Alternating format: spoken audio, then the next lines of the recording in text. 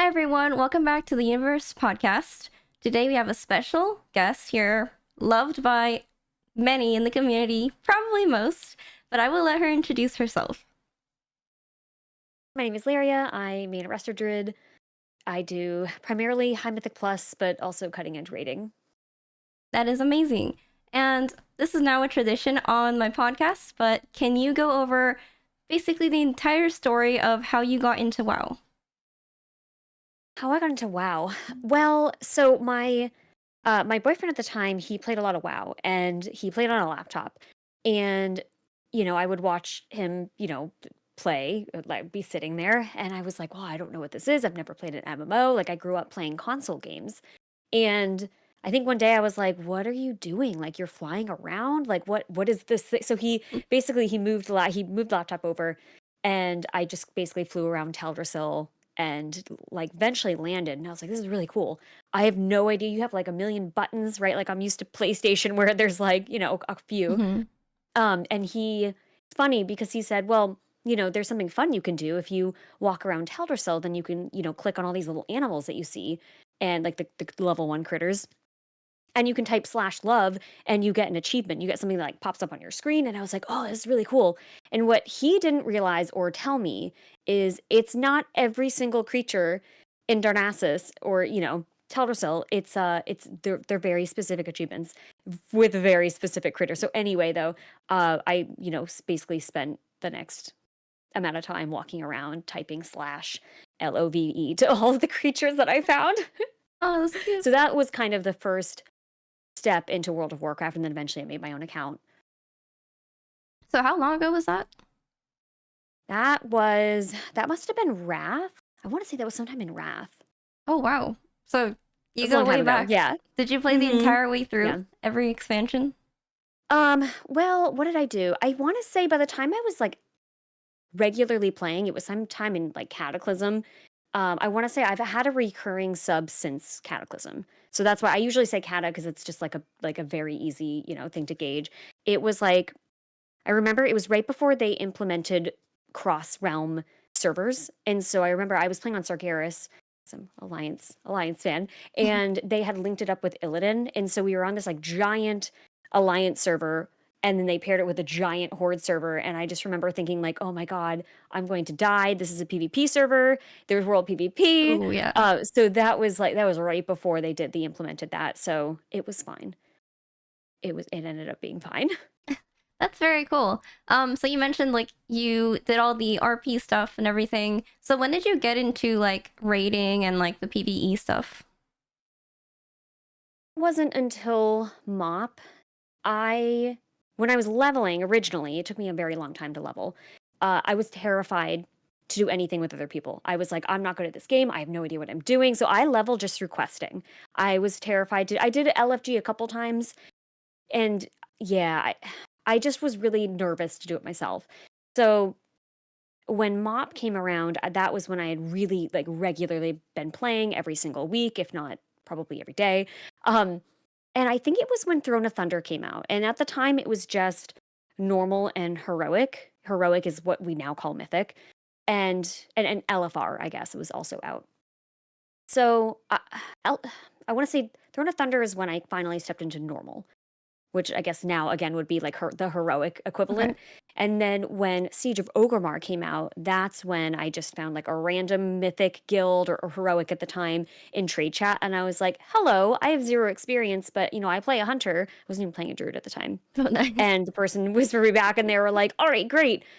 G invite, there you go." And I was like, "Oh, okay, what do I do now? Like what is it?" You know what I mean? Yeah. And eventually, because that raid tier was out for so long, that was technically the first guild I got cutting edge with. Um, Oh, that just yeah, that raid Siege of Rogran was out for it was over a year, a very, very long time. It's not kind of like what we see now where every few months or so, we get a new patch with a new raid. It was that particular patch was a long time. that's so cool. So how did you go from like kind of playing casually to, what you are now? Just, kind of try harding going for title and everything. Oh, so how did I go from that to where I'm at? So I guess, well, most of my experience up until about a year ago was just cutting edge raiding. I've never really been interested in like Hall of Fame. Like I just want to raid, get loot, get gear eventually, get the achievement. Honestly, like get the cutting edge mount. Like that's always exciting. Mhm. So it wasn't until about a year when I finally started doing High Mythic Plus. But I guess because I don't know, my friends and I, this was season 3 of Dragonflight, which I think is also when you started. Yep. In season 3 of Dragonflight, I had just come back to streaming as well, like a couple months before season 3 came out. And my friends and I were doing keys, and then we were doing higher keys, and just kind of gradually working our way up. I want to say at the time, uh, I think the weekly key, like the lowest key level you could do for the weekly vault was a 15 maybe. And, we did 17s and we crept up to 18s and 19s and then eventually 20s and 21s. And so it like title range was like never the goal. It was just, okay, how far can we go? And then it just kind of turned into, whoa, we just kind of worked our way toward 26, 27s. And for context, for people who are watching this, at that season, title range keys ended up being 29s and 30s. And then anything above that was like the Well, it 0.01%, was which like is like, some people had you like know, a 27 Everbloom because that key was just me, that is true. and Yeah, but I yeah, mean, we had to time a few 30, I think two or three 30s to get into title range, I think, and then all the rest of them were 28s, except Everbloom because that was just a nightmare. The 27, we were fine with the 27. that's very cool. Is that also when you started playing Resto Druid? No, I've been playing Resto since Miss Pandaria, really. Oh, okay. I So when they announced Warlords of Draenor, the next expansion after MoP, Mhm. that came with a character boost, and I was like, "Oh, this is great! I'm gonna boost a druid because Boomkin sounds really fun." And then I led my guild's mythic alt raid as a Boomkin, and I remember there was one week and we were doing 10-person because at the time it was still 10-person or 25, and we had 2 healers that were healing, and we got to Iron Juggernaut, like mythic Iron Juggernaut, which was about halfway through the raid, and we didn't have enough like healing to get through like a part of that. And so they're like, you know what, we have plenty of DPS. We'll just have Layria go resto, like on the spot. By the way, I still have a clip of it because I was streaming that night, Wow. and they were like, I was like, look, I don't know what to do. And the disc priest in the group was trying to say, oh well, just when you get clear cast procs, make sure you use them on people and just pop trank when we tell you to. And I was like, clear what? What does that mean? What even is that? I didn't have wild growth on my bar, so that was the first step into Rester Druid. And I think once we ended up killing the boss, they just needed what they called fluff heals. They needed somebody to like I said, pop trank, and even it was just a little bit of like press 1, which is my rejuve. They're like, just put rejuves on everybody. It's fine. Like, well, we just need a little bit of extra healing. But that was kind of how it started. Was I was forced into Rester Druid at the time, and then once I realized, oh, I can kind of do this. Now let me spend time outside of the raid and actually learn this back, and then I just continued to play it. It was always my main alt, and I didn't actually swap to it as a main, like my actual main character until BFA. It just, like I said, it was always like I brought it into heroic or mythic alt raids, and then BFA, I was like, Blizzard made so many changes to Hunter, especially in Legion. They made survival a melee spec, and I just was so sick of. They really had simplified a lot of it. They pruned abilities. It just didn't feel the same. So I got sick of Hunter by the time we got to BFA, and I was like, you know what? I like my Rester Druid. I've been playing it. We're just gonna go ahead and we're just gonna play that from now on. And I had a friend. Sorry, I'm rambling now. Oh no, go ahead. This is So interesting. I had a friend from WAD, from Warlords of Draenor, and he and I were in this random horde mythic alt raid. There were random people. There were a couple of people for like midwinter in that guild. It was just a random assortment of people from like all these different servers, and we all ended up on, I think it was Mal'Ganis. And anyway, so we stayed in touch. That was WAD. Now we're in BFA, and so he sent me a random whisper one night, and this was during Battle for Dazar'alor, that raid tier. And they had just killed Mythic Mechatork the week before. They were supposed to be progging Blockade, which was the penultimate fight of that raid tier. It was right before Jaina. And they were like, we're stuck on Mechatork tonight because we're down 3 healers. It looks like your druid's geared. Would you like to come in? And I was like, what? Like, I had stopped doing Mythic at that point because I had swapped from the Hunter to the Druid. I was like, I'll take a tier off. It's fine, chill for a little bit. So when he asked me to come in, like everything just kind of fell into place. We ended up killing Mechatork. I came in the next night as well and helped them kill Blockade. And then after that, he was like, would you like to trial with us? Because you just killed these two bosses. So anyway, that's the long-winded story of swapping from Hunter to Druid and then Druid into, consistent cutting edge rating. And so, did you enjoy just Resto Druid, or did you just like healing in general? I really liked Resto Druid. In BFA, that's when I really started to multi-class heal, though. I know you also have experienced multi-class healing. Yeah. Because the guild I ended up joining, I was there for like 5 or 6 years. Plus, I knew the GM before that as well. And for some reason, we had really bad luck with Holy Paladins, like multiple tiers in a row. I don't know what it was. When we were on, it was Queen Ajara, which was the Eternal Palace was the tier after Battle for Dazarlor. And we had a Holy Paladin. Night 1 on Mythic Zakul, after that raid, he G quit. Oh. So we were like, oh, all right. And here's the context behind that. So Resto Druid has never, well, not never. It's often not meta in terms of like really high progression. I think we saw it a little bit in the Race to World First this tier for Undermine. But in general, when it comes to progging, like, early prog, Holy Paladins and Disc Priests tend to be favored because of the damage mitigation that they have, right? Like you have Aura Mastery, you have shields and absorbs from the Disc Priest, you have Barrier, etc. So like naturally, when you don't have a lot of gear and you don't have a lot of stamina, like those are the two that I see consistently across the tiers. They tend to be more favorable. So with all that said, my GM at the time was like, hey, we're going to need a Disc Priest for Zakul and for Queen Ajara. So there was one raid week where I went from Resto Druid to Disc Priest that raid week. And then when that Holy Paladin quit, the next night he was like, hey, actually, could you play Holy Paladin instead? So I have a little bit of, I like healing in general. I love the Resto Druid. Like that feels like home.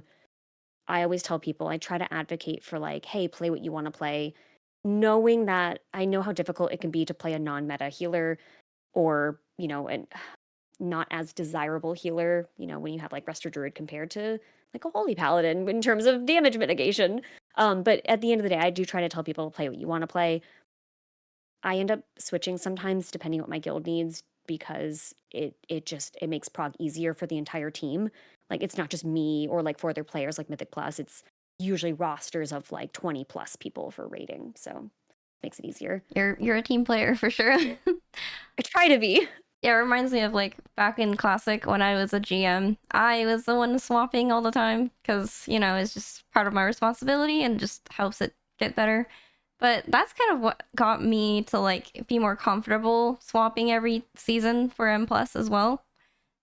Speaking of M plus, how do you feel like is the difference between Resto Druid and rating versus M plus? Oh, like Resto Druid in keys versus Resto Druid in raid. Yeah, like the playstyle. Well, I guess it's a little bit different. So the playstyle I'm playing now, actually I've been playing this playstyle since season 3 in terms of Mythic Plus, where there's like I play a double Life Bloom build. And there is, I want to say in season 4 and even season 1 and kind of right now as well, there is another build that is double rejuve. There's like a germination build. I kind of feel like the Life Bloom feels a little bit smoother for me at least, and it's worked out for me. Mm-hmm. It's very different with raid because raid is all about it's all about ramping. And Resto Druid in Mythic Plus is ramping too, obviously. You have, I think of second boss and Dawnbreaker. Like, do you remember Yeah. all the AoEs Oh yeah. and the orb hits and whatever? Like, you need to ramp for that. And even the last boss in that dungeon too. I mean, before like the bombs, the spray, the AoE. So, but I feel like raid, um, there's an abundance build, right? So it depends on how many rejuves you have out. Go into your Convoke, into your Flourish, into the, and then you start spamming Regrowth. And so that's kind of the same old, like, that's your ramp. That's what you do. That's rotation. In Mythic Plus, so you have to know, it's a different style of ramp, I guess, because I typically keep my Life Blooms on the 2 squishy CPS. Sometimes a tank if it's a squishy your tank class, or they're tanking a ton of mobs and everything just kind of hurts, or there's some kind of a debuff. Um, And then I just keep those on those people, and then it's fairly easy to just kind of like toss a treant over to people, a swift mend, soul the forest into a wild growth kind of thing. I almost like to think of it as like a mini ramp versus like this giant ramp with 20 people. So Yeah. I don't know, it's similar, but also a little bit different. But I don't think it's too different enough that if somebody is only a Resto Druid raider, it's impossible for them to go into Mythic Plus. I think it's just a different understanding of what the ramp is. Okay. So I played Resto Druid in Dragonflight Season 4, and I did not like the cat weaving portion of it. I was wondering how you feel about that. It took me a long time to try cat weaving, and I think this is because I feel like I hear that a lot from people who try Resto Druid, because it is like I actually just swapped to Disc Priest this season. It's the first time my group has, basically agreed to go meta. We always just kind of like play whatever we want to play, and then we get the key levels done that we want to. So with cat weaving, what I tell people is what I did before I started doing hierarchies was I would sit in boom conform. And if you just want to spam wrath, like honestly, depending on the key level you're doing, that's enough. You're contributing damage. You not shifting into cat form in a plus 10 or a plus 12 or whatever is not going to be the reason why you brick the key. If you brick a 10, which right now is the minimum key that you need, like minimum level that you need for a weekly vault, Yeah. healer damage is not the reason why you're bricking that key. Your job is to contribute damage, right? Part of the job. It's not the whole job. You're Yeah, healing. of course. But if your angle is I want to contribute damage, I know that to min max my damage, I need to cat weave. If you're just starting out, I always tell people put the dots up at the very least. Put your dots up, whatever. And then once you feel comfortable with that, maybe you shift into boomkin, because now that we have that back, and if you're ready to start cat weaving, that's when I think for me that happened when I knew the dungeons, and that was just repetition. Because if you are playing with the same group, or honestly, maybe not even the same group, because you know how a lot of times in LFG, people they'll take like whatever route is on Raider.io, Yep. and you kind of get a sense of like it might shift a little bit, like the route or what they end up Hmm. pulling, but for the most part, they're pulling the same mobs that do the same AoE at the same, you start getting this muscle memory of like, oh, I recognize that bigwig sound, or oh, the DBM or whatever.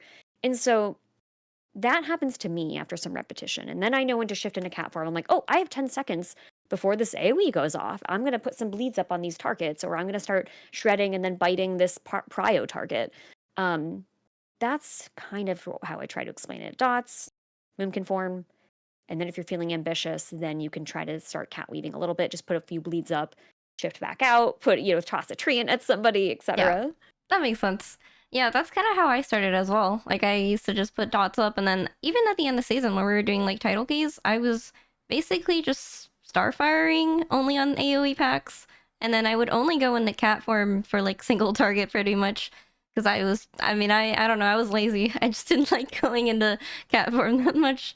And then, yeah, so I think the main issue people have with Resto Druid is they don't want to do damage as a healer. Like, so would you say that Resto Druid is not for the kind of healers that just the type of healers that just don't want to do damage, like they just want to heal? I think actually Resto Druid, because you can very easily just put dots. You don't even have to shapeshift out of like the non-form, like the healer form. All you have to do is just put dots up. Like you don't need to be in boomkin form to put dots up, or things like that. You can just put them up and then continue healing, right? Because it's damage over time. Yeah. You can refresh the dots if you want to, but I actually think, I mean, I guess maybe the only other spec I could think of that does, if you don't even want to put dots up is maybe Holy Priest, because I think and they might even have a dot. It's been a while since I played They Holy have Priest. They might Shadow Word still have a Pain. dot.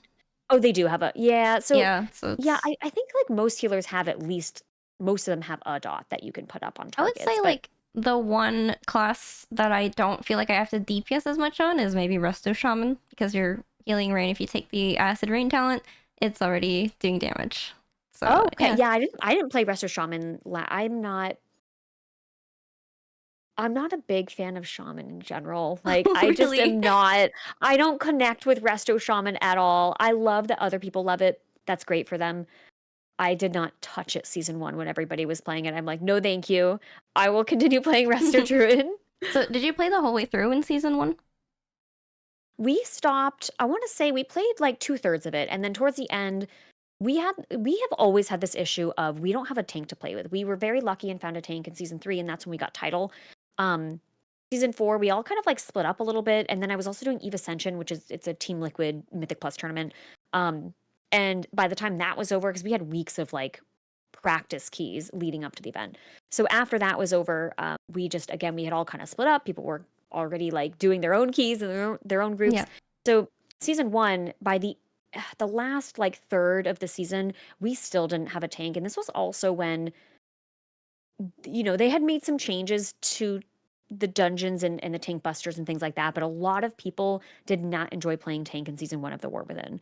So it was really difficult. We would list our keys and wait like 45 minutes, and nobody, I say this like when I say nobody was queuing up, I mean that in the sense of like if you put up a 14 or a 15 key, people who had timed 12 or 13s would queue up. And it's a big jump to go from a 12 or 13 to a 15.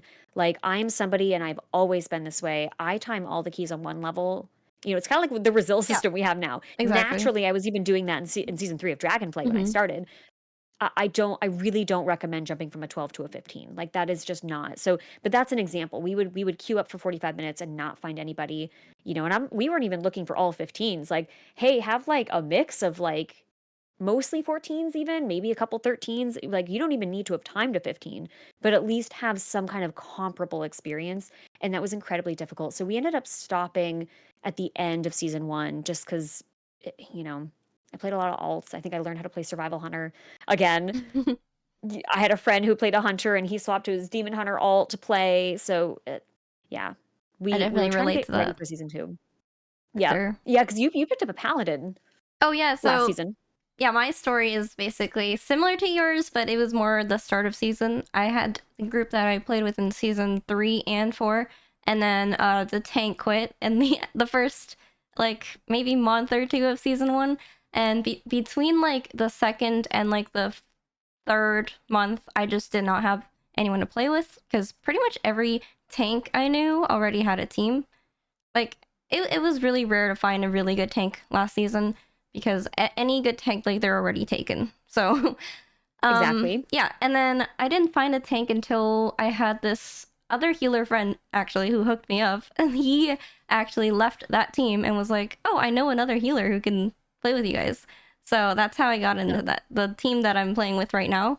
And it was weird because that tank was playing the least out of the whole team. So we basically were only able to play when he was on. And That he was my was, situation as yeah, well. basically. And he was only on from like, it cut like 3-4 hours a day, basically. And I wanted to play more like 8-9 hours because I'm crazy like that. But, and then that's when I started making my own tank because I was like, well, like pretty much after our team hours, we couldn't play the game anymore because we had no tanks, and we didn't want to just like break our keys. There were no resil keys or anything, so we couldn't even do homework keys. Um, Especially because the tank role was just like way more way more responsibilities last season as well, and it was just not really good for pugging in general. Like, so my husband is a tank main, and he also got title with me in season 3 and 4. Last season, he also quit, and it's because he was like pugging and stuff, and that was when I was still with my other team, and he also had his own team, but then his team quit, so it was all a mess. And then so he was pugging, and basically, everyone at the time was still learning all the dungeon mechanics, and going from like 11 to 12 was like a huge jump last season. So you could pretty much two chest 11s and not time 12s at the time. I don't Oh, know if you okay. remember Yeah, that. yeah. Yep, I do. Yeah. Yeah, so he would go into a pug, he would like die to something because he just didn't expect the damage, and then the pugs would be like, oh, this tank sucks, whatever.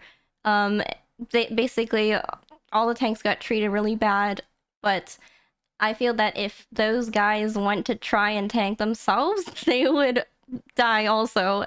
And people were just not really understanding. So I feel bad for the tanks last season, and I'm glad that it got kind of fixed this season. But basically, the reason why I went to play tank last season was because, well, first of all, I couldn't play the game and I wanted to stream during those hours.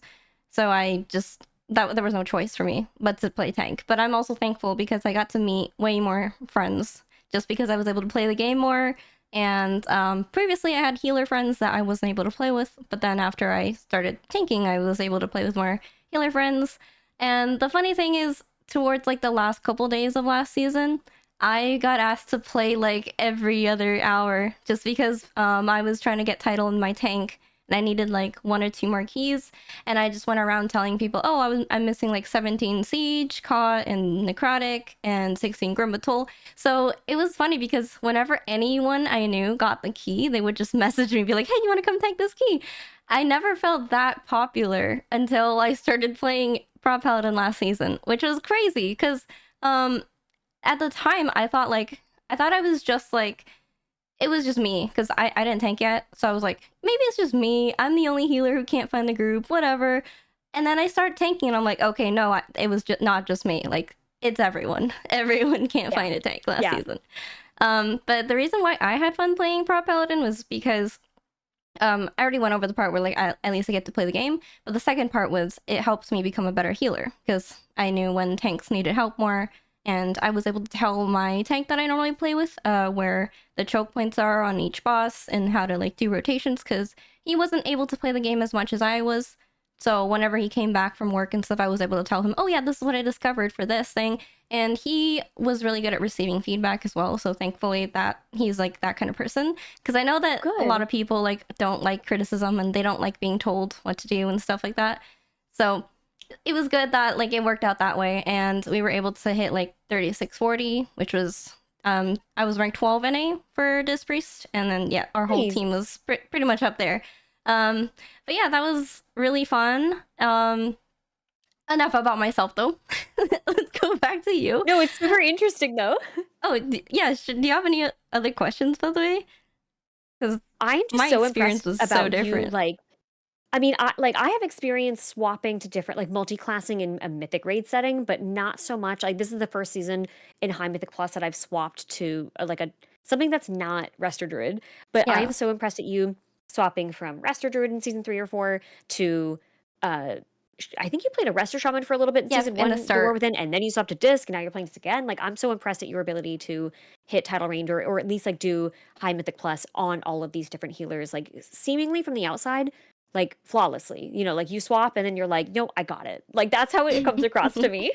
It's really fun for me, and it's not, I guess like from the outside it might seem like it's flawless, but like deep down for me I always feel like I'm missing stuff. Like when I compare Of myself course, to yeah. other people, I'm always like people who main that class for like years and stuff, I feel like I'm missing a lot of stuff. Like I'm always like, okay, I don't know exactly which talent is better for this thing, and like I'm just not really good at like the talent tree stuff. And Yeah. I'm glad that like now that I'm in this community more, I know more people ever since I started streaming, that I'm able to reach out to other people, like friends and stuff, and they're able to give me guidance. So, for example, I joined Drogo's guild. He's an MDI player, and he is also a healer main. So I was able to like ask him for advice on different things. And I've been friends with like Yoda recently. So it's just like really nice being able to ask questions when I want. And I wish that like everyone had access to that. And I did not have access to that like when I started playing. So I think the difference between before and now is that like before I was able to improve quickly because there was a lot to improve on. But now there, even though I have more resources, it's harder to improve because there isn't like too much like going from like, for example, if I went from like 0 to 70%, that was like easy, right? But then going from 70 to like 90, that's really hard. Like a lot of people, I know what don't you even mean. know if I can even get there, like physically. Like I might be reaching my limit. Who knows? Like I have people that can help me, but that's why like when I see comments that say, "Oh yeah, you guys are high because you don't have a life," um, I don't think that's like very accurate of a statement because I feel It's like not. you could play for so long and still not get anywhere if you either don't have the right resources, or you aren't able to figure something out about your class, or you're physically not capable of getting there. And I feel like I'm getting to that point as well.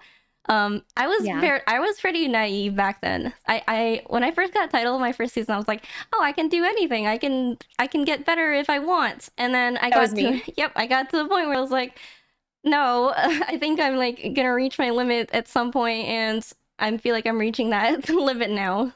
But yeah. You said something interesting, and I've been saying this for years too, because I originally started on YouTube before I went over to Twitch, and I used to make resto druid and raid guide videos and all this stuff, not Mythic Plus, but like Mythic raiding content. And I would always tell people, like, when they would ask, specific questions about, well, how do you get better? How do you get into this or that? And I would always tell people, connect with other people. And that is what I did in season Mhm. 3 when I had no idea what I was doing. I remember Vic Man came into my stream one time and I was like still very, very new. And of course, I was doing an Everbloom, which was my worst dungeon that season. Yeah. And I wasn't even using the right talents. Like I was just using whatever was on Wowhead, which is a great starting talent build, but not for the 25s or 26s that I was attempting, especially again in Everbloom. And he came in and he was like, "Nope, you should be switching," because we were wiping over and over. We were trying to prog one of the bosses. And he was like, "Here's my talent build that I used." And I was like, "Oh my God." So when I say, like, I used to tell people, and I still do, talk to other people. After he came in to my stream that time and he shared his talent build, I went over to Raider.io and I looked at the rest of the top resto druids, and I went and I clicked on each name, and then in their profile I checked to see if they had their Twitch linked, like their name. And I Mm. went and I followed all of them. And then I did the same thing for like just people who were like healers at the time who were just like high IO, because I wanted just like a healer perspective. It didn't matter if they played a shaman or a mistweaver or resto druid, because if they were doing those high keys, they knew things about the fights that I could learn Yep. about. And like even though you said, like, you've connected with Drogo and Yoda, people who maybe don't maybe aren't in the same position, I still tell people, when you see someone streaming High Mythic Plus, go and watch them, right? If they're especially if they're live. And if you have questions, drop that in the chat. Like it depends on some people. I'm pretty good about playing Resto Druid and answering questions in chat. It depends on the key level. Yeah. If it's a score key, no. But if it's just like a homework key or whatever, I can for some reason very easily kind of like glance over, see a question, Same. look back and play and answer it. But some people, I tell them, if you go to someone's channel and they're streaming High Mythic Plus, they're streaming for a reason. Like they want to share that content with other people. If they don't answer right away, wait till the end of the key. Like I know Greg, who often plays with Yoda, he rarely streams, very rarely, but Mhm. his streams are like gold. They're so good, and he's very good about answering questions. So that's what I tell people. Like, if you have questions about tanking and you are going to go and watch Yoda or Kira or whoever it is, tactics, go and like ask some questions in chat or leave comments on their videos. And, if they don't answer you, they don't answer you. But at least then like you said, like you have these resources, these people are publicly streaming, definitely go and leave a question. If you see a Shadow Priest, like at the season 3, Shadow Priest was meta. If you have questions about Shadow Priest, go and ask. It Exactly. doesn't hurt to Yep. ask questions. And you brought up a really good point that I didn't even think about, because so the difference between before and now is that, like, before I felt like I was watching more videos and stuff because I didn't know anyone at the time when I was new to the game. So I wasn't able to like talk to people. I don't know why I didn't think about like chatting on streams. I don't remember. I just don't think I really watched Twitch at the time, and I just didn't really think about that. But I did watch Meg on YouTube when I was learning Mistweaver, and she had really good videos. I specifically like the videos where she just showed all the hard encounters that she goes through, and she just specifically Yeah. commentates on them, and that helps me a lot with like learning how to heal some of the dungeons that season. And that was when I first like main swapped over to Mistweaver, because when I started I was a Disc Priest, because I thought on the tier list it said Disc Priest was S tier, but then Shadow Priest took over, and then Resto Druid took over. So yeah, that was when I first swapped over, but that helped a lot. And then after that, I met a guy named Oreo, and he's a really good healer as well. And he helps me more with like the specific talents and everything. At the time, we were trying to heal a 30 Tyran fall, and that was a Ridicron was like a really Oh my hard gosh, boss for Ridicon. Mistweaver. I know druids were probably like they probably had that fight much easier, but That was fine. yeah. Yeah. But for Mistweaver, that was like the hardest thing. So if we timed it, which we missed it by a minute, it would have been like the shared with like tied with like the top Mistweavers in NA. So that was the craziest key that I've ever healed. Even to this day, I don't think I've healed another key that was that hard. But I think it's because I'm just playing meta now. I feel like Mistweaver, even though it was like kind of meta for like title players, it still wasn't like the full god comp with Og and resto druid. So Yeah. So I feel like that's what it would feel like if I were to play an off meta healer and try to heal like these hard fights. I think this season the hardest one would be the Candle King for Oracle. I don't know if you healed that yet. Oh my gosh. Yes. I'm getting better at it. Yes. The first, yeah. Yep. Yeah, so I'm getting better. and speaking of like all the talents and all the details and everything, I feel like a common misconception is that you need to play perfect to time these keys. You need to know everything about your spec. The funny thing is, I didn't even have the correct disrespect when I was first healing an 18 Dark Flame. And then I think I was playing with Shindigs, and someone in his chat, I don't remember, was like, "Oh yeah, your priest should run this talent." And I was like, "Oh shoot, I didn't even read that." Like that's so Yeah. that's so that makes it so much easier. I didn't run the talent that gives you 2 more penance bolts when you radiance because I just didn't even look at my talents. I just copied it Yeah. off of someone, and I was just I copied mine from vibing. you. My talent build on my disc priest says Cat's a Mythic Plus. Oh well. Well, It does. I'm sorry if you copied mine before I corrected it. It should be the correct one now. But Okay. that was about the time when I first started Oracle. So it was like only Okay. a week or 2 in, and I was still experimenting with the spec. I was actually playing Mistweaver at the start of this season until like maybe 3 weeks in. And then Yeah. after we got like all 14s done, I was like, some of these fights really suck for melee. And since we weren't specifically playing a melee comp, me playing Mistweaver didn't really bring anything to the team because the Mistweaver buff doesn't really do anything. And then that's around the time where I discovered Oracle Disc Priest, and I was like, okay, this is broken. That was before the nerf too. Yeah. And then I think it wasn't until the nerf and I was first healing my 18 Dark Flame was when I realized, okay, this is different. This is really difficult. I need to actually pay attention, and I think it made me better, which is why I don't really blame the nerfs for happening. I feel like I wouldn't be able to like actually learn the spec that well if it was still easy to play. If it had stayed in the state that it Yeah, was in. at least not until I was doing 20s or whatever. So yeah. So I'm kind of glad the nerf happened, even though I know some people will say they don't like it. I feel like only actual Oracle Disc Priest mains would say that. From an outsider's perspective, how do you feel about the balancing this season for healers? I didn't play Oracle Disc before the nerfs. I did like maybe a 10 for 2 weeks just for the vault, which again, like I didn't really know. I mean, everything if you go with full like 668 or even like 665 plus DPS, like those things, everything's just kind of falling over, like those trash packs and things like that. So I'm kind of happy I learned it after the nerfs because then I'm not like feeling that difference. Yeah. I'm just kind of learning the keys with this new spec because I have Disc Priest experience in a Mythic raid setting, not in keys. I always played Holy Priest because I always felt like, in BFA or what was it? Legion, BFA, Shadowlands, etc. I always felt like Disc didn't really have like, oh shit, heals, like that kind of thing. Yeah. Like if you're pugging and someone stands in something they shouldn't or whatever, or you miss an interrupt because it's a pug and you're not coordinating, I felt like it was easier to heal the mistakes as Holy Priest than Disc. So this season I'm learning Disc for the first time in Mythic Plus, like period. So in terms of, it's still kind of true. Like last season with Void Weaver, I think Oracle is when like the making up for mistakes kind of started for Disc. Yeah, I feel like making up those mistakes. No, like I think you're right. I find because so technically I have played Disc like probably a couple times in keys, like, and that's how I knew it was kind of a pain to heal through those like missed interrupts or whatever, those oh shit heal moments.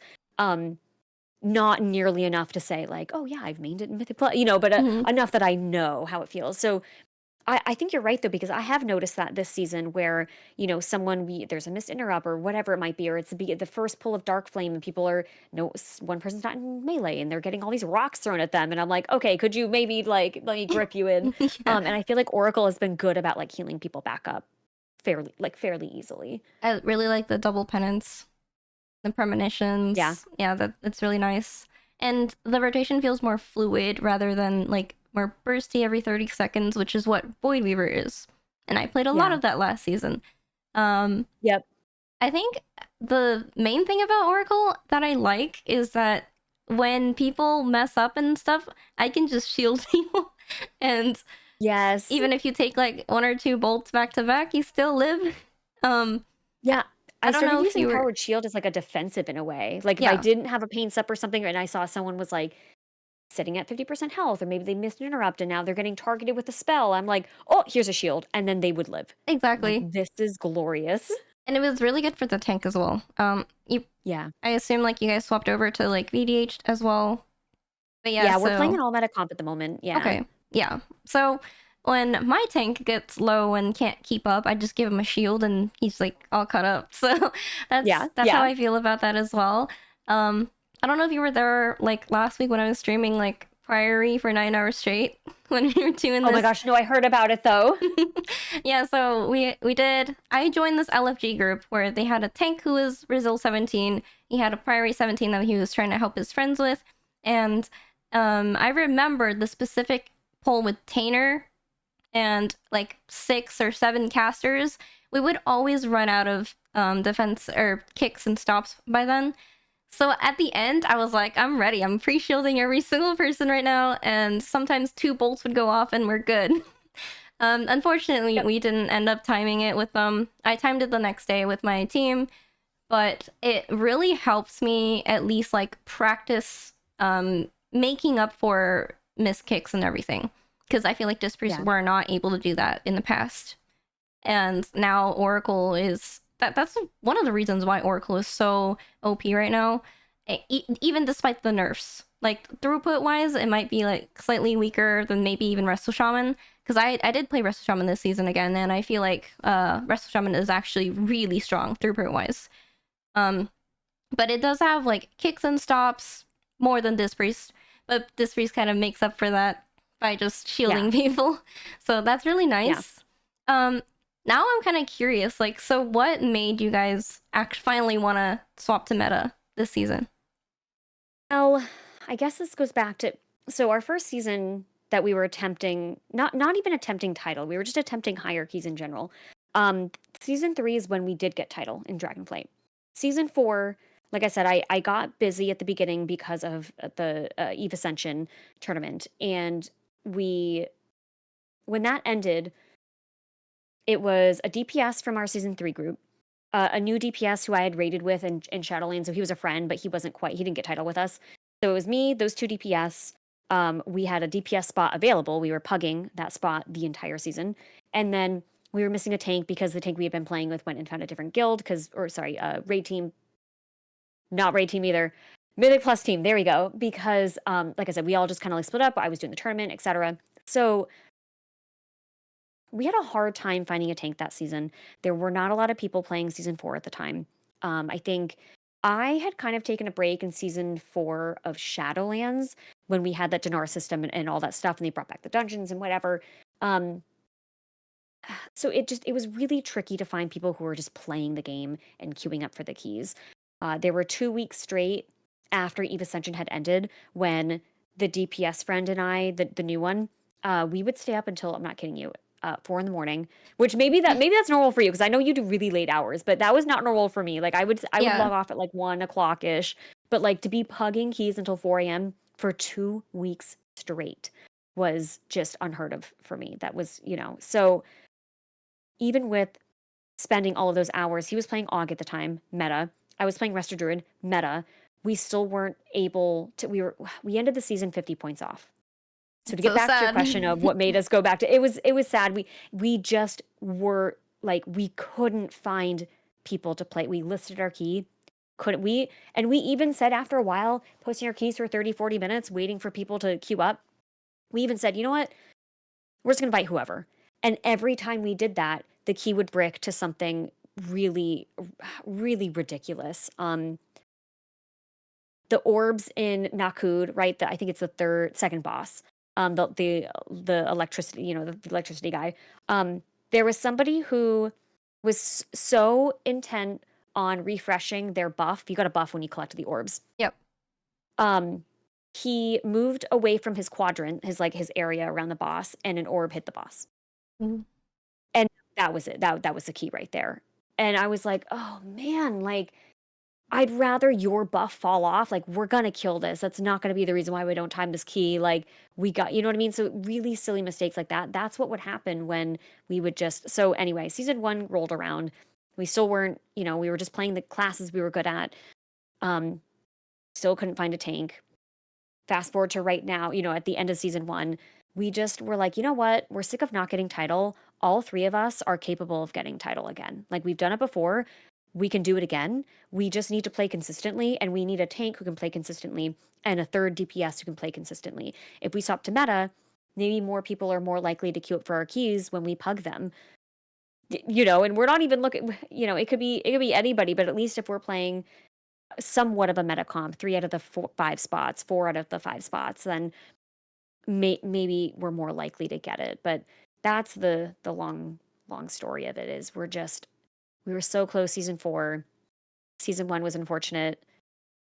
We're trying it this season to see how it goes, and it's going okay. We'll see. Do you enjoy playing this Spree so far? I like it, but I like Resto Druid more. Like, if I could just pick anything that I could play, and I actually think Resto Druid this season compared to last season was a nightmare as Resto Yeah. Druid. It felt really awful to play in those particular dungeons with those particular fights. It felt really bad. Just the healing style. This season, Resto Druid feels so good. Like, there's so many like fights, crash pulls that just scream Resto Druid and HOTS and throughput. Like, it feels so good, but it's still not meta.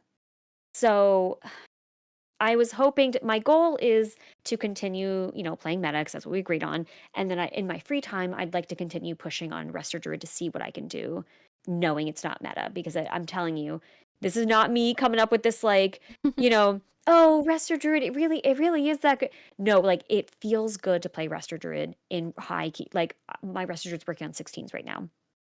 And I think title range at the time of this recording is like 17s and 18s. So it's like right underneath that title range spot. So it's and 16s are manageable. They feel fine. Yeah, I saw during time trials there was a 21 Dark Flame timed as Resto Druid. There you go. Yeah. Like, it's possible. Yeah, and I would say like Resto Druid is even better than Disc Priest on some fights. And the only reason they're Candle not King, yeah, easy. exactly. Swamp Face, easy. Yep. And the only reason they're not taken right now is just because of buffs. Like, they don't yep, they take Boomkin.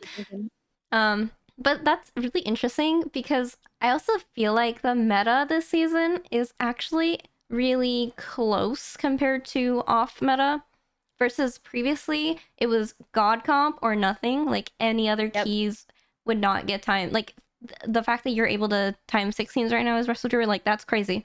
Like, last season, if you were not Disc Priest, it was really hard to time anything even close to Disc Priest.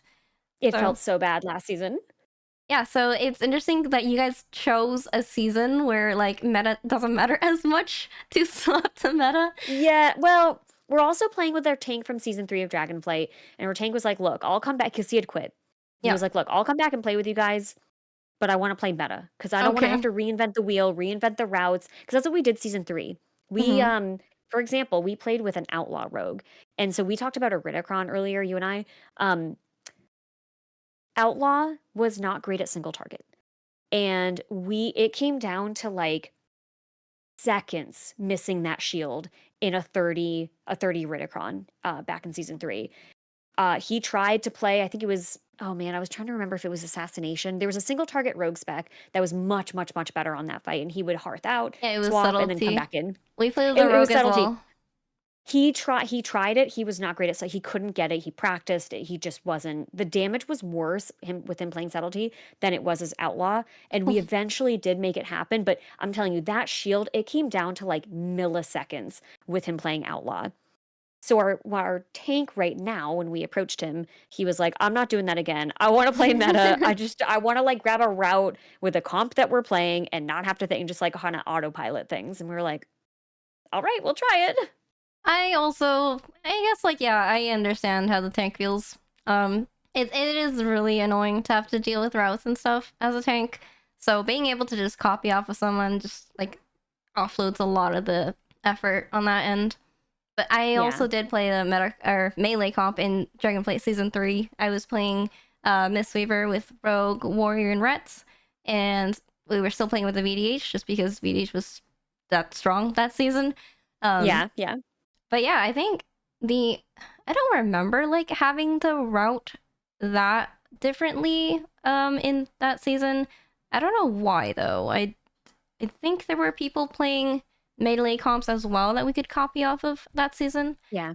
And it's kind of the case now this season as well. I do see like some high keys being timed as melee comp. So maybe melee is like I don't know if it's because Og is gone as well. For because Og back then just gave any range comp advantages. They buffed the tank and Yep. the healer. And now even if you were to play Og, it doesn't buff the tank and healer anymore. So you don't give those two roles a huge advantage. And that could be the Yeah. reason why melee is being played more now. But I do see where your tank is coming from because Yeah. I'm playing with my husband now. I got him back to the game. He quit last season. Good. Um, and he also complains about like having to research routes every week, especially early season when they change every single week. Yes. We're like, oh, we finally got this route down, and the next week we're like, okay, well now we had to change it up and do the new thing. Specifically in like Priory, I remember like 2 weeks ago when we were still doing 16, we were like, we finally mastered this really nice route and we timed the key with 2 minutes left. And then we started progging 17 and we're like, oh, okay, now the route is completely different. And then I also relate to like the non-meta thing because we were actually playing with an enhanced shaman. Because last season it was the same enhanced shaman that we played with, and he didn't reroll to mage until literally like a week or two ago.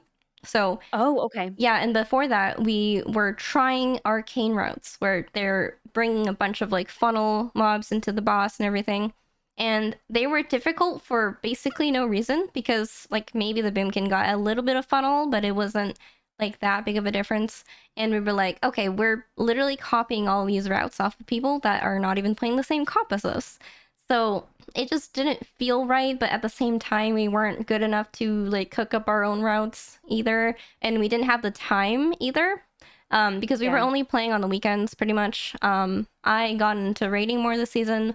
Our shaman player was getting into raiding more this season as well, and we basically only had like 2 days on the weekend to push, at least Yeah. at the time. So we basically didn't have extra time to come up with routes, and even if we did research routes, we would have to practice those.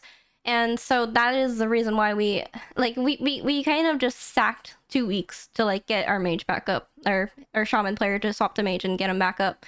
So now we're working on his last resil 17, which is really cool because like Good. yesterday we one shot a priority 17 for his mage, and that was like a huge jump from like last week. It just shows that like the prog we did was worth it because now like we know how to Yeah. do that dungeon. But now it feels good because every time we do a new route that has like, okay, this makes sense because this is for the arcane funnel, this is for all these things make sense now because we're actually benefiting off of the routes that we do now, and that's really a huge difference. Are Yeah, you that's guys? awesome. You put the time in, and Yeah, and then you can actually see the results. It's awesome. yeah, exactly. Are you guys like having any issues with like routing and like learning how to do all the routes every week?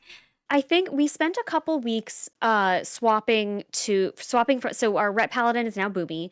Our survival, or not survival, Marks hunter is now mage. Um we were playing with the DK that we found, but the DK didn't have to swap. He's already unholy. So when we took a couple weeks to work on our characters, he continued to pug, and so now he's like way above us. He's doing like 18s now. And then our tank also hadn't played since like the beginning of season 1, so he needed to work on his character, and then I was working on disc. So we spent a couple weeks to gear up and get crests and whatever. And then I went to PAX East last week. Hmm. Um, so I was out from like Thursday to like Sunday evening. So we are working on 15s now. I want to say the week before that we were working on 14s. The week before that we were just kind of like doing keys for crest. So we're slowly climbing our way back up.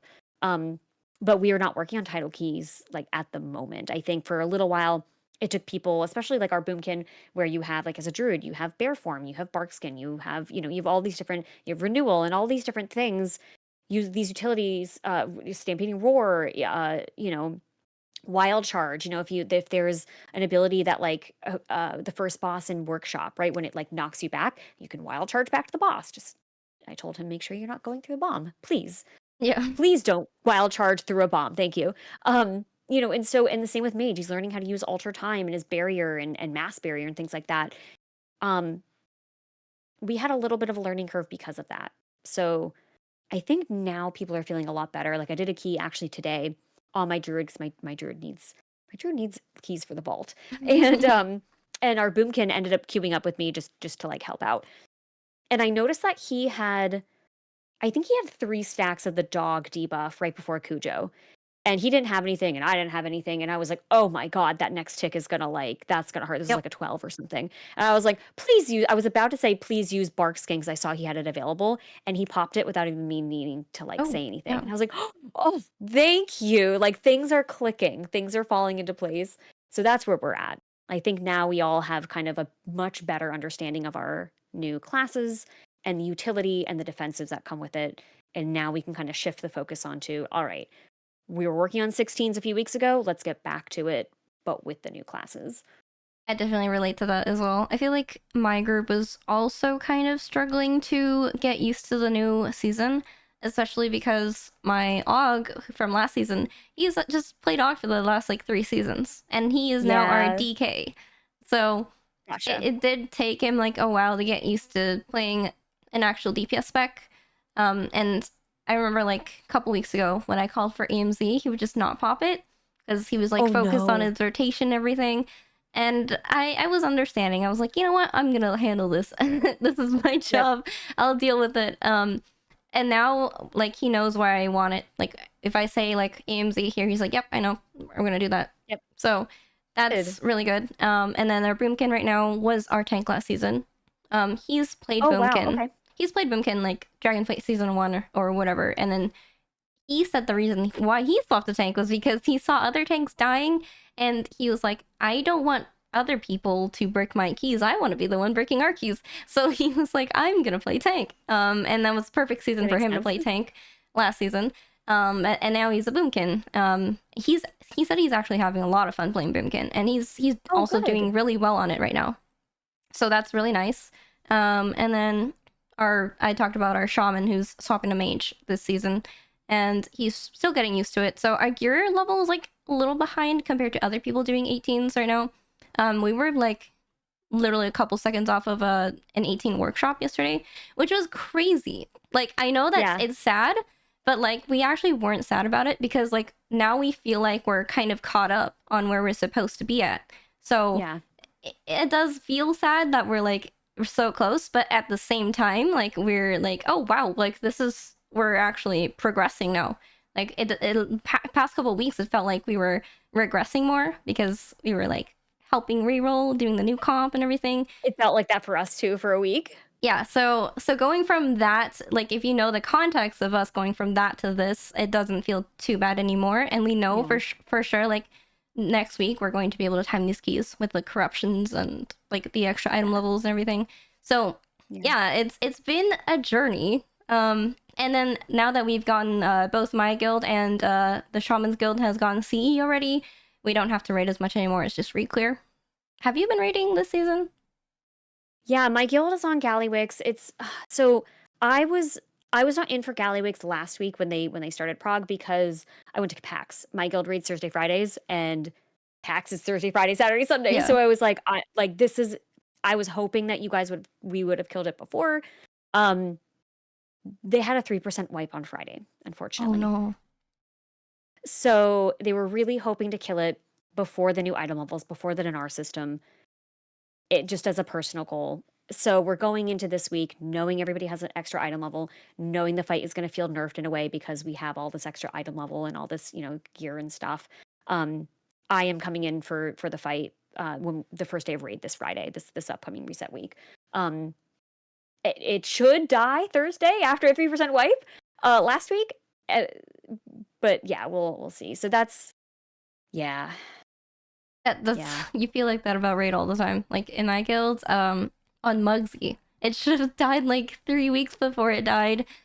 But we Yes. had multiple like have you guys have done Mugsy, right? So Yeah. the end where it's like the 4 cages and then after that it's like one more mindset and then he dies. Yes. That Yep. part we kept wiping to that like so many times and Yeah. it was funny because they were all like dumb mistakes. Like someone would accidentally run into a mine or somebody would like accidentally like move their cages too close or we missed a soak. And it was like stupid mistakes like that on top of like people DCing. There was one wipe that was like 1.3% and we had like 3 people DC on that fight. And so Yeah. that would have been a kill as well. So, and then yeah, just overall like so many that's what rating feels like, at least in my opinion. I've only rated for like from last season to this season. Last season was my Yeah. first CE. This season was my first experience doing Hall of Fame rating, although I wasn't in for every boss. I wasn't in for Yeah. Gallywix. But I feel like going from regular CE rating to like Hall of Fame rating, it's more like you feel so much weaker compared to the boss fight because you're not as geared, first of all. Yeah. And then the bosses aren't as nerfed. So Yeah. I feel like I'm actually having more fun this season rating because I enjoy challenges like as like It's an M plus challenging. enjoyer. Yeah. Yeah. And I think it changed my mindset because before when I was doing just CE rating, I got into that guild by the way because of my old M plus title team. And Yeah. they were like, okay, we need a healer for our CE guild. Do you want to join? And I had like no rating experience at the times, but I was like, okay, you know what? Sure. And then I realized like it didn't feel like enough of a challenge. Like every week that we didn't kill the boss, we knew it was gonna get easier and easier and easier. Versus like an M plus, like every time you time a key, it gets harder because you gotta go higher and Yeah. higher. So at least for me, I didn't really enjoy that kind of prog as much. And but then at the same time, I didn't want to spend too much time raiding because if I had to raid 3 or 4 days a week, then I would take time off of doing keys. So at the time, I was kind of just like, you know what, like maybe raiding isn't for me. And then I went into this season. The only reason I joined was because Drogo was like, we're recruiting healers. You want to come? And then I was like, I don't know if I want to raid. And he was like, no, you don't have to raid. You can just, or you don't have to raid full time. You can just be like a fill or like a bench healer because sometimes we need like 3 or 4 or 5 healers depending on the fight. Yeah. So I was like, okay, sure. Yeah, I don't have to like fully commit. And then after raiding with this guild, even though we were raiding like 3 or 4 days a week at the beginning, it actually felt more engaging and more fun because we were doing harder content comparatively to our gear and our item levels. Yeah. And it felt more like Mythic Plus in terms of progression. So, at least in my opinion, I feel like if you are someone who enjoys more of like the challenge and everything, maybe Hall of Fame rating is for you because it like the rating for 4 days a week, that's only like the first like 2 months of the season. And you're then rating at a higher level and then you Yeah. kill things faster. Yeah. And then I know a lot of Hall of Fame guilds who, after they get CE, they only raid like 1 or 2 nights a week for reclear. So Yep. it's kind of fake in the sense that like it's not actually that much more commitment, except for the beginning of the season. But at the same time, everyone's hyped, so it doesn't feel Yeah. like more work. And at the same time, the content is more engaging and challenging and everything. So that's the main difference I found between like a regular CE versus a Hall of Fame guild. But yeah, how do you feel about that? Because I know you have way more rating experience than me. So this tier was it this no, I guess it was near Bar Palace. I had interviews with two different guilds. One was a Hall of Fame guild, which was oh man, I want to say they were somewhere in the top between like US 40 and US 60, somewhere in that range. And then this guild, which was right around the US 130. And honestly, when you look at the like, I've never really been one for when it comes to like cutting edge rating for like really looking at ranks. What I look at is okay, when did they kill the final boss? Because if it's the last couple weeks of the raid tier, that's way too close for me. That's cutting it way too close. That's Yeah. not what I'm interested in. Um, but if it's a difference between like, top 100 and top US 100 rather, and like US 130, there's no difference to me really. Like what is that, like a week? Maybe a week, Yeah. 2 weeks tops, maybe. And I try to join guilds that have good vibes with people who are friendly.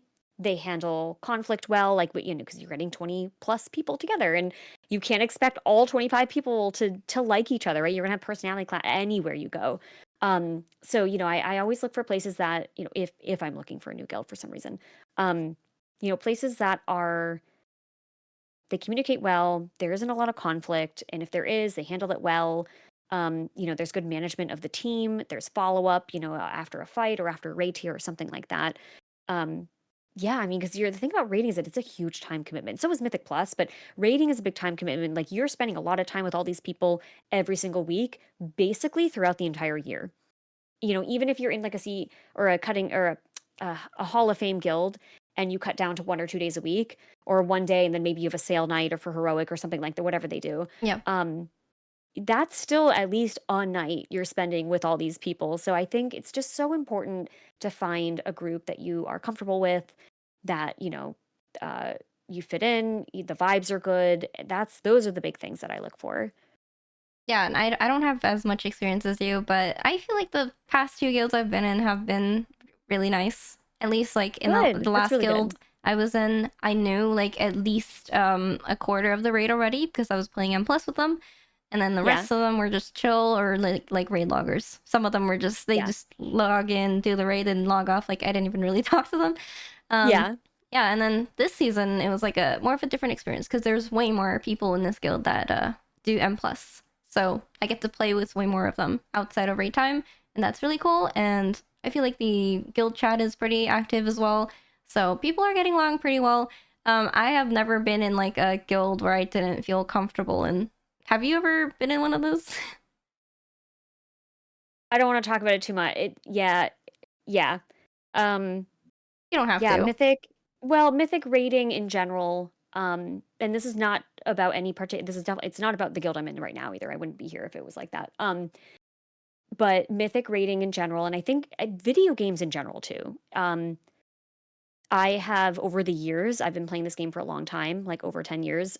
You find people who are not very kind. I've had friends who raided in Hall of Fame guilds who didn't allow women to join. Oh, I've Um, heard that. and yeah, and that is, they might not advertise it, but I have that in writing from an like from someone in that guild, who said like, "Hey, we don't do that." Like that's part of, something that I don't think is talked about a lot. You know, yeah, I think this is probably like a podcast topic for like another time, but so that's why I'm really happy to hear that you found a cutting edge guild or multiple that are not like that and that have been welcoming, because they are not all like that. The community, the mythic rating community, it's not every guild.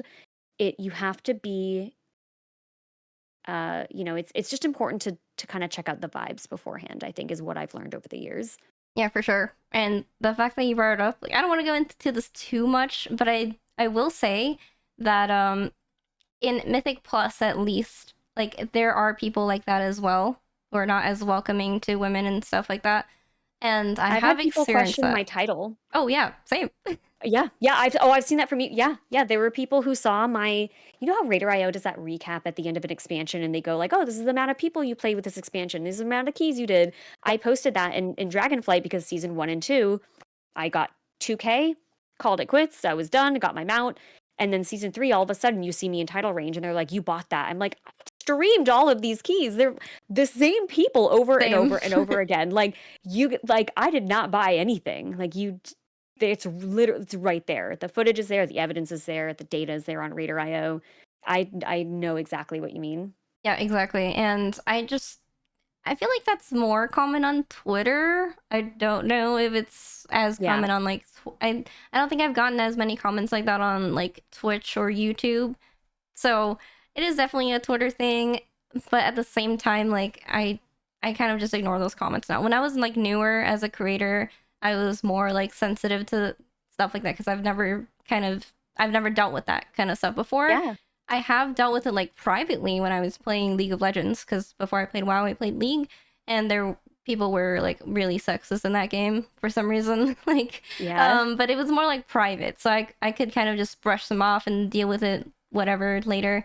But now it's like it's in the public eye, and they're just commenting on my public like profile, and I felt it. I kind of like felt that at first, but then afterwards. I feel like WoW is actually a game that is pretty welcoming to women comparatively to many other games. Yeah. So It is compared to yeah. other games, yeah. Yeah, and I'm glad that there are so many women that are like title or Hall of Fame or whatever, because the more women that are like stronger and better at this game, the more it will be seen as like the norm, and more people will be accepting of it. So I feel like WoW is actually going like a pretty good direction. I know there are like certain specific ones that are not like whatever, but I'm still kind of glad that I got lucky and that I met people that are kind, and I haven't really been in like those kind of communities. I don't know why, but like I feel like I just got really lucky because I've heard like horror stories from other people about it, and I don't know what I would do if that happened to me, to be honest. Yeah, no, yep. Yeah. I was gonna say no comment. Yeah, no, it Yeah, definitely right. it has existed. I've seen it. But I try my best to surround myself with people who don't think that way and don't treat other people that way. That's what I've learned is I just kind of stay out of it or call it out when I see it in a respectful way. Like call it out as in like, hey, what you're saying is not okay, like that kind of thing. But for the most part, I try to stay far away from that kind of crowd. Yeah, I agree. That's basically what I do as well. All right. Anyway, moving on to the next topic. I was gonna ask how you feel about resil keys. I love them. I think it was a great change to the Mythic Plus system. I know that there's like a trade off, right? Like if you're talking about like the people who sell title range keys and which I hate. I mean, I know that's out in a lot of games. I know that's even in rating, but I think the thing I hate the most about selling keys for title range is that there's only a specific amount of spots in title range. It's the 0.1% of players. Whereas like if you're selling a cutting edge kill, it doesn't matter. Like that's just more of a limited thing. Like you have to get the kill in before the end of the season, that kind of thing. But anyway, so I know that there's a kind of a trade-off with that. It makes it easier probably to sell the keys because if you mess up, you just run the key back again, that kind of thing. But in terms of just the average player, the average plus player, whoever is doing those keys, like because it could be 12s, it could be 13s, 14s, it doesn't matter what it is. Someone who maybe just wants to do 12s and not have to deal with the affix, let's say the weekly affix. I mean, that's good for them too. It's not even people who are chasing Mythic Plus title. It could just be someone who's trying to like fill their vault. Yeah. You know, I think it's a really good change to the system. Yeah, I agree as well. And I think the only people complaining about it are people who always get really close to title and they don't have access to like friends, and they see other people either selling keys or carrying their friends, and I don't really know how to like deal with that. I feel like that happened last season as well. And there was no resil key last season. So I know that will happen like slightly more this season, but at the same time it brings so many positives as well because I'll give my team for an example. We don't always have everyone on our team online all the time, and when we need to push up a homework key that we know we can't brick, it's so much easier to just put that in LFG and save Yes. time out of our group playtime to just have like it just feels way better to like go into your group session and be like, we have all these keys that we want to do, instead of looking at it and being like, okay, everything is homework today. We just have to Yeah. spend the Yeah. first 2 hours doing homework. And then I don't think I've the only key I've benefited off of resil so far is in terms of getting IO is from the Priority 17 that my friend had. Yeah. And I do, like I don't feel like I'm someone who has benefited too much from getting IO off of resil keys, but I Yeah. have benefited so much from like saving time off of homework keys, and it just Yeah. it's just so good for um I feel like most people who are trying to do Yeah. keys. I feel like most people are in the same similar type of situation where they have limited hours to play in the week. They have limited like groups to play with. Like maybe they pug and they only have a couple hours a day to pug keys.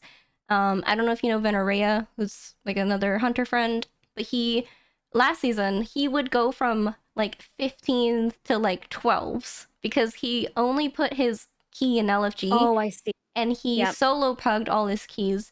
And the thing is, every time your key bricks and you list it back up at a lower level, you get lower applicants. So the Yes. applicants Yep. keep getting worse and worse, and you know, Not as much eventually to a experience point. every single time. Yeah. Exactly. So for people like that who like to put their keys up in LFG, it helps way more because your key physically cannot go lower than a certain level, so you're not as scared. And then in terms of like choosing meta comps, I feel like this season people are actually more likely to choose non-meta players to join their keys. Like if they're good enough IO, they're going to be like, oh, okay, maybe we can test this guy out because our key's not going to break anyway, so may as well give this guy a chance, which we We've done have that done that. before with Yeah, things. I've done Yeah. that Yeah. before We as well. I did a prop paladin instead of a VDH. Yeah. Yeah, so I feel like overall it's just healthier for the community. And I feel like one thing I was worried about before was like having resil keys would cause more toxicity. I was scared of that because Yeah. you would invite someone and then you thought they were bad, so you just kick them out afterwards and then get someone new. I feel like that would have been like something that was toxic, but I don't feel Yeah. like that has been a problem so far. Especially if you don't tell the person that your key is Rizzle, you don't have to tell them that. Yeah. So Yeah. yeah, Yeah. overall, definitely good change in my opinion, and I don't really mind other people being able to benefit more off of getting IO from Brazil keys because at least Yeah. like they're playing the game, and I would It rather still have comes down to the skill too. yeah, Like exactly. they're doing the key, they have to play well. It just means they have more opportunities to attempt to play well. Exactly. And I feel like that is overall better than like not even being able to play the game at all. Yeah. I And agree. this community, I feel like M plus really needs more population. Like we don't have Yeah. that many people playing M plus compared to like maybe rating. So Yeah. this will increase the amount of people playing M plus, and then will like increase the importance of M plus. And then Yeah. if we have a higher community or higher population of a community playing, then Blizzard will care more about the game, and they will like maybe help it get better or look at feedback more and make better changes to the system, which they already have been doing a much better job this season. I don't know why Yeah. they suddenly decided to like finally listen to feedback and do all this stuff this season. It could be because like season 1 was like such of a flop that they started doing that. I don't know. But I want to say they started like you could tell they were listening really like intently listening to, or at least what it seemed to be in season 4. And the thing about feedback is like, they're taking it as much as they want to or can. And then and this is feedback for like anything in general, not even necessarily like video games. Like if you make something or you write a book or whatever and people give you feedback, yeah. the thing is like it sounds like they're taking the pieces they need or are able to implementing those. And so it's interesting because, when you see some changes and people are like, "Oh, but why didn't they change this?" And it's like, "Well, it's still their game. It's their Yeah. vision. It's what they want to do." Or maybe they don't have the power to do that at the moment. Maybe that's something for the next expansion or whatever. But they definitely there's a noticeable increase in communication and feedback versus, nerfs or buffs that we're seeing in the game between season 1 and season 2 so far, for sure. Do you feel like the M plus population has grown so far? Like, That's a great question. That's a great question for Jordan Jots or Lo-Fi Banshee on oh yeah, Twitter. That's a true. great question. Yeah, they post a lot of statistics and graphs, like very easy to read graphs, and they take data and they, present it in like really easy to read formats. And so as like like a legitimate answer, I'm curious, I would ask them. But I think there's a lot more people playing than there were in season 4 and season 1 actually. Season 1, I think there were still a little bit more players from season 4 of Dragonflight Yeah. playing in season 1. I think there are currently more players now than season 1. That's my guess, just based on like pugging. I think those are the vibes I get. Yeah, same. I think it is possible to get more people to play the game if you make it good. Like that when I Yeah. started playing in Dragonflight season 3, it felt like the game was really alive and there were a lot of people playing it. At least in LFG and pugging. I might have had like a slightly different experience because when I started I was working on like 20s, 21s, 22s, well, when people were already doing like 27, 28s. So Yeah. maybe because like I have a skewed like vision of it because I was playing catch up and usually there are more lower keys being listed. So that Yeah. could be like a reason, but this season LFG definitely feels way more alive than last season for sure. And I don't really know if it's grown from like these 2 expansions, but I've heard that people didn't used to care as much about M plus back in like Shadowlands or even before that. I could see that. Yeah, I could see that. Yeah, so I feel like if M plus becomes like much bigger of a population, then they will be treated better like rating gets treated. Because right now people still think rating is like the The actual PvE. yeah Yeah. the Point of. yeah the most important part of Mhm. PvE, and a lot of people still treat M plus as like you're just getting your weekly vault and Yeah. it's just farm gear. They're just dungeons. So yeah, Yeah. I'm looking forward to it because the reason why I started playing retail was because of M plus, and I definitely like the system. Oh, okay. Yeah. Yeah, good. And then how do you feel about the patch that's coming up, like the corruptions and then the extra item levels? Do you think that's a good Oh, change? I think that Blizzard is experimenting with content to. So I don't know if you've ever played Final Fantasy 14 before, but No. their patches, they have a very strict content release schedule, and that is kind of has some mixed reviews. Some people really like it because you can expect when content's going to come out, and then some people who play that game kind of feel like it's very predictable. We get Yeah. this 8-person raid at X amount of weeks, and then we get the 24-person or the alliance raid at this time. um, Blizzard, I think, is heading kind of in that more structured direction, not as rigid of a schedule as Final Fantasy 14, but a schedule in the sense of like, okay, every few weeks, every month or a month and a half or so, you're getting content, you're getting the visions, or you're getting the helm, or you're getting the belt from Gels, or whatever it might be. You're getting the dastardly duos, like all this like kind of content. And I I'm still going to continue to do the things that I want to do. Yeah. I will always do things that give me power, like give the character power. Mm-hmm. Um, am I going to like it? I don't know. I didn't really like Visions in BFA.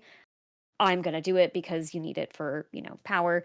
Um, that's kind of where I fall, like how I personally play the game. But I think for other people who play it for different reasons, I think it's good to have that regularly scheduled content that's coming out, even if it's not like a whole like content patches worth of stuff, right? It's a little bit here and then you get a little bit later and then a lot of people called it time gated content. Yeah. And I feel like that has a negative connotation to it. I look at it as this is staggered content.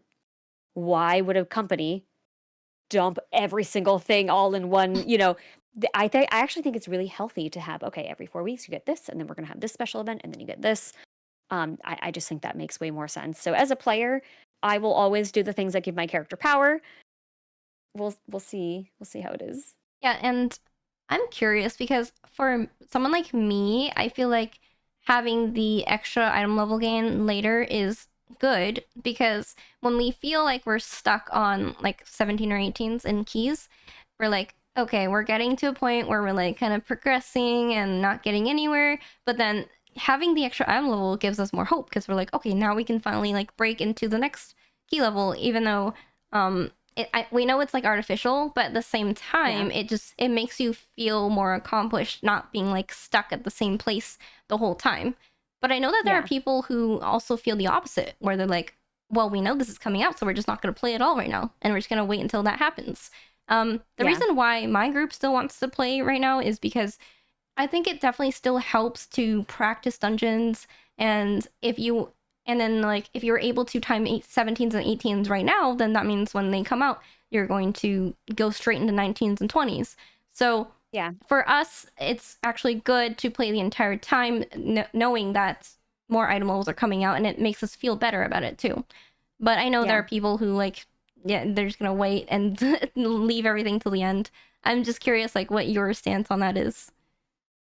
Yeah, I think you have a good point because I remember when they had released, we finally had a date for the dinar system, and I believe between the time when they announced the date and the actual time when it was coming out, it was about 3 weeks, like 3 reset weeks worth of stuff, and my push group was like, well, what's the point in playing? Like us right now, are we? And that's kind of what we took it a little bit easy. We all swapped to the new classes we were going to play. We got all of our crests so that those were caught up. We crafted our gear, all the things that we needed to do. We practiced playing, practiced, like I said, getting used to the utility, the group defensives, and things like that. But they had the same kind of or similar mindset where I think that you mentioned some of the people that you played with, where you were like, okay, well, why are we playing? Yeah. I think it's also important to regularly play though, because if you take 3 weeks off, you're going to come back and it might take you a little bit longer to actually get back into the groove and get back into that momentum again. Whereas if you're just continuing to play, it feels more like a jump, right? Because when you get that item level, but at least you still know the dungeons, you're used to them. You just did them maybe a day before, the week before, or whatever it was. I definitely think it helps. Yeah, even right now, like we have not been playing on the weekdays because of raid and stuff. But even right now, we feel like every time we come back on a Friday or a Saturday, we're like rusty again. So even just like a couple days break, you can feel like you're already like out of it. And also like when because during our break days, we still do keys. It's just not push keys. We're just doing like alt keys. All of us are like prepping. We were prepping alts in case like the meta shifts or anything, or if we want to play like non-meta comp, or if we want to play like physical comps and stuff like that. But every time we do like low keys and fool around and we go back to doing high keys, we start like inting the first couple keys because we're like, oh shoot, we're back to like keys doing damage to us. Yeah, so that's definitely one thing that I'm looking forward to not having anymore, because once next week comes out, I think we're gonna take pushing slightly more seriously and we're gonna start playing on more days. So at least we're going to have like more consecutive days of like doing high keys. That really helps a lot. Do you have any plans for your group next week, or is it just gonna be the same? Well, one of our DPS actually just bought a house. Oh wow. And he's moving in this week. So the timing he didn't schedule it. It just when it happened to be like this, where I forget what it's called. He's in Canada. There's a whole process. So it is this week. So he doesn't have internet for the first couple days. So we would have spent this week, probably getting all the crests that we needed and upgrading all the things and whatever. So we'll get back to it, but that's the plan, is to just. For me, it's a little tricky because my guild is on Gallywix this week, and so I am probably gonna have to bring the resto druid because of crests. And I raid on Thursday. Yeah. So I know that this upcoming reset, that Tuesday, Wednesday, and probably even part of Thursday before raid starts, I'm going to just be doing keys to get crests on the druid, because I have to prioritize raid because the tier isn't over for us yet. Like that, the druid has to be my priority. And then once we kill Gallywix, then I can kind of switch over to the disc priest for the weekend and go, all right, let's get back to keys. Yeah, that's really cool. Oh, once his house, all that stuff, like once his house is out and he's moved in, he has his internet set up, then I think things go back to normal, and we can actually. I don't think there's anything else coming up. I'm not going to PAX. PAX is over. He's gonna buy his house. He's gonna move in. I don't think anyone else in our group has any like big major event going on. Yeah, it's kind of the same for us, but we're expecting to not really play like push keys yet until we've capped out on every single crest that we can get, which is a lot. That's a I good know I have point. like hundreds of crests I can maybe transfer over, but that's not going Yeah. to be enough, unfortunately. So it's going to be Yeah. a lot of farming and stuff. And then for raiding, like right now, I'm raiding on my Mistweaver, so that doesn't really transfer over into keys either. I'm gonna have Yeah. to eventually like get my Disc Priest in, which I don't think I'll have a problem with. I know Drogo is like really accepting of M plus players because he plays M plus himself, so he's gonna allow like all the M plus players to get their mythic kills so that they can get their dinar Good. items. So that's gonna be Yeah. really nice. Do you have any plans for yourself on that aspect? I don't think my guild. I mean, I, I could ask my guild if my disc priest could come in, but we already have a disc priest, so I don't Could really play know. holy. I don't know. Yeah, well, that's true. I guess I could play holy and go. That's very true. He could play disc because I don't know if he plays holy. Honestly, he's a trialist, so I haven't talked to him about holy. Um, I could ask. I don't know what my GM or my raid leader would say. I like genuinely don't know what the answer is. Oh, Um, okay. like what after like once we're on farm, that is. I have no idea if they'd let my mythic plus like my push character. You know what I mean? Yeah. Because we have, I want to say, there's a group of raiders who also do Mythic Plus together and that are usually like in title range. So I know I wouldn't be the only one asking, probably. But yeah, I don't know what they would say. How do you feel about this system in general? Like having dinars, but then you have to kill a mythic boss in order to get the item? Are you in favor of it or I think it sounds like I know that it was pitched originally as, or not, maybe not pitched, but it was mentioned that it was a Shadowland slash Dragonflight Dinar style system. That came from Blizzard. That was their phrasing. That's yeah. what they said. However, what we're seeing with the whole, oh, you get a myth, you can use a Dinar on a myth track item if you've killed it on Mythic. That to me sounds more like a Dinar system that is targeted for like a Raider catch up, a Mythic Raider catch up. It's not meant to be a Raider plus Mythic plus people, because there are plenty of people who do Mythic plus. There are plenty of people who do title range Mythic plus who don't raid. There are a lot of people who do both, but then there's a lot of people who only do Mythic plus. So it's not. It just seems to me like it's marketed. The system, this patch is marketed toward like as a to raiders as a catch up. Like for me, I am still using a champ track Mr. Pick Me Up from Sprocket. Yeah. Champion. I've cleared heroic. I like over the weeks haven't gotten it from Vault. Didn't get it. I think we killed Sprocket once because then we started extending on Bandit and then we extended on Mugsy, etc. Like I can't replace this champion, and it's better. It's still better than all of the other. You go to questionably epic and you look at the resto druid, like trinket list, and it's still better than a lot of the other ones. Yeah. So I hadn't been able to replace it. But anyway, so that's to say, like I am a raider. I want to replace that eventually. But yeah, so that's your question was like, what do I think of it? In terms of a raider catch-up system, I think it's great. I think it reflects the rating that you're doing. Hmm. If it's meant to be more like this global catch-up, like gear catch-up system, it's missed the mark because of that raid limitation. But again, I think it seems what they're implementing is more of a raider catch-up, like gear catch-up system. And I just wish that it had been like marketed as that, like pitched as that from Blizzard. Yeah, I think that's the main complaint from the community. Like they all thought it was going to be like Dragonflight season 4.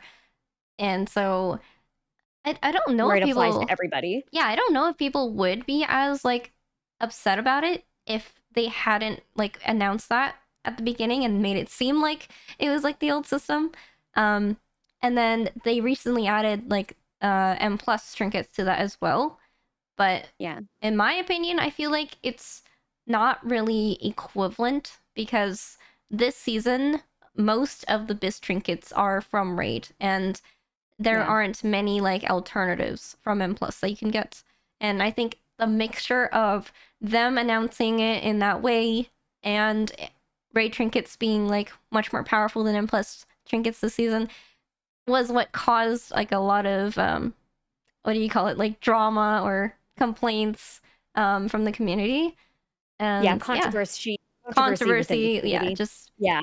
um yeah, I don't know how I agree with you. Like, it's a really good system for like raiders because when you're extending, you don't get more chances at like getting that gear ever again if you've only killed the boss once and you're not re-clearing.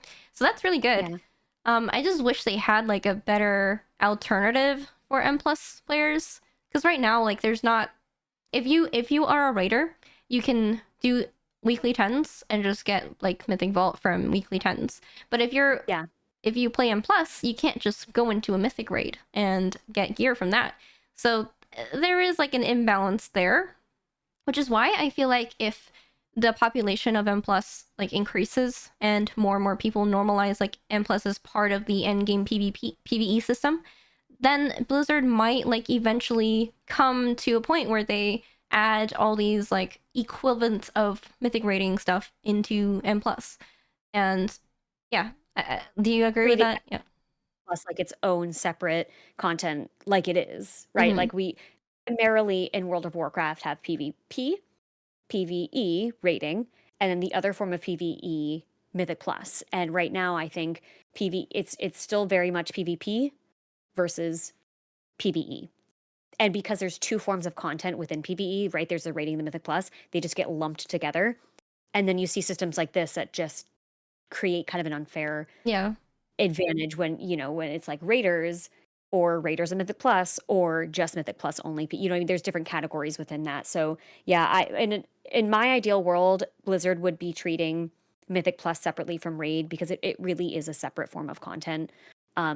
Just like how Raid is separate from PvP. And sometimes when class changes come out, class tuning, you'll see notes that say only applies to PvP or does not apply to Yeah. they separate that because they make tuning that is specifically for raiding. They want to see changes in the raid setting, but they don't want to see that those changes Yeah, applied to exactly. PvP.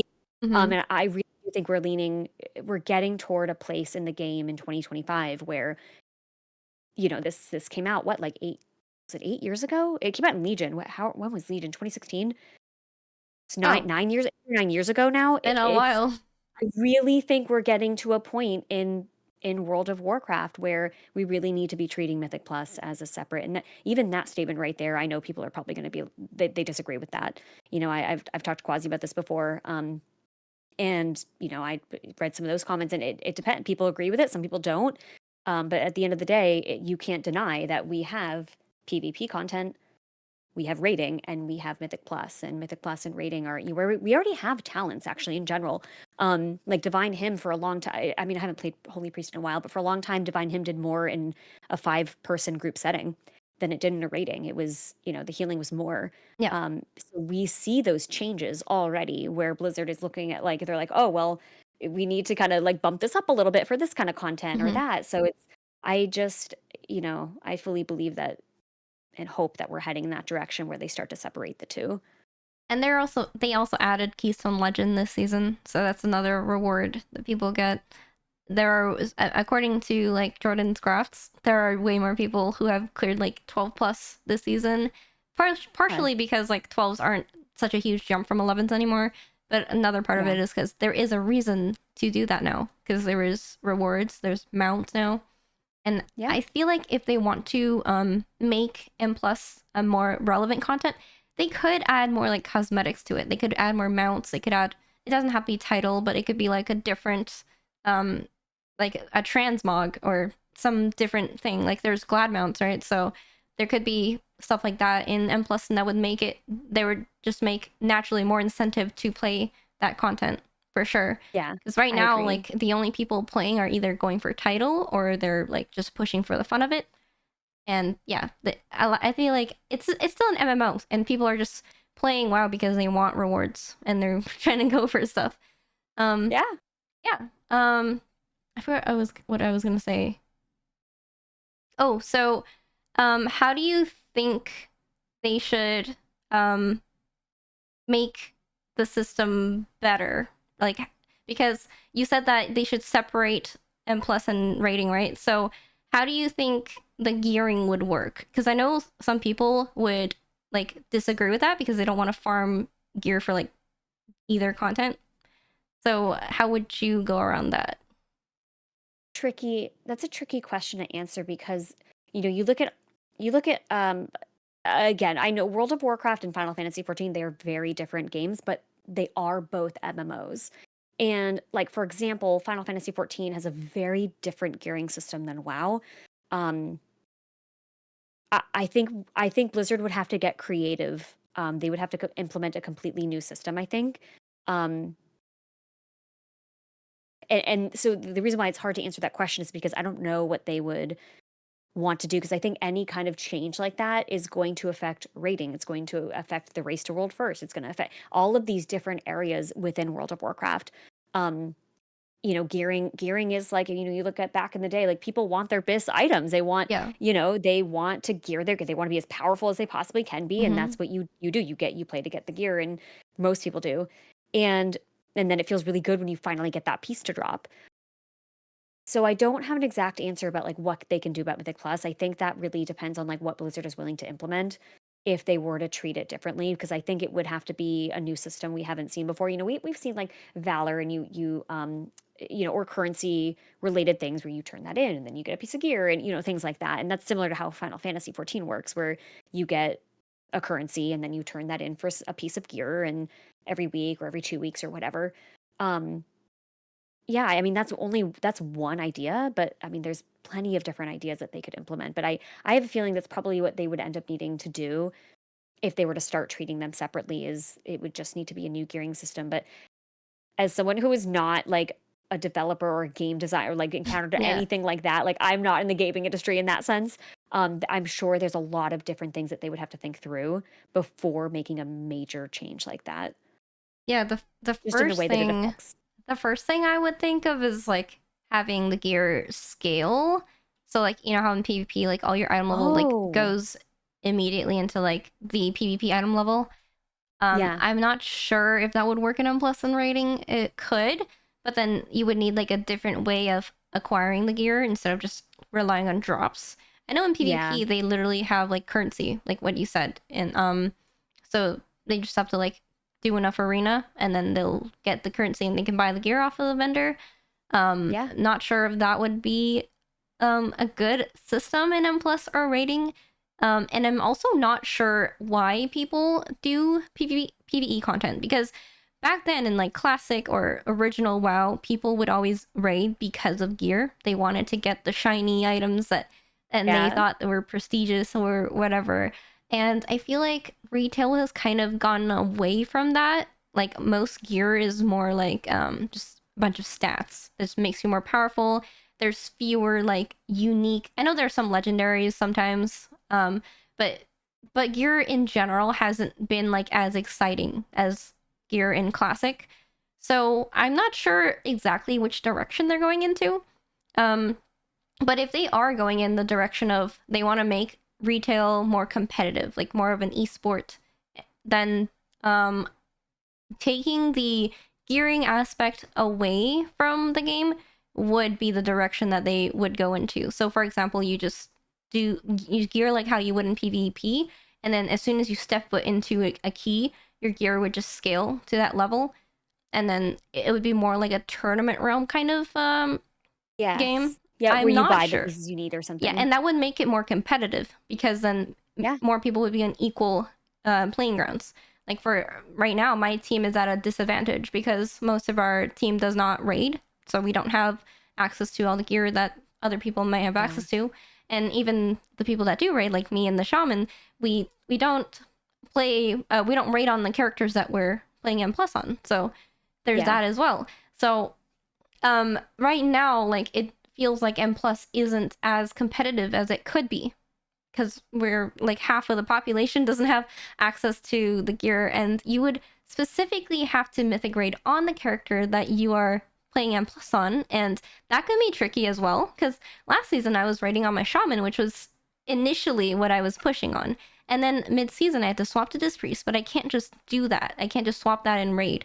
So Yeah. that made that trickier as well. But luckily, last season, the gear that was good from raiding was like from the third and fourth boss, like the neck from the third boss and the cloak from the fourth boss, and we could just easily pug that. But that's not really a thing this That's not season. always the case. Yeah, so, Yeah. and then the Bis trinkets were actually from M plus last season, the Sack Brood, Yeah. and then the Gala Shadows for me. Um, Yeah. And then that's also another issue because you would have to literally get lucky to get a myth track sack brood or any M plus trinket in your vault.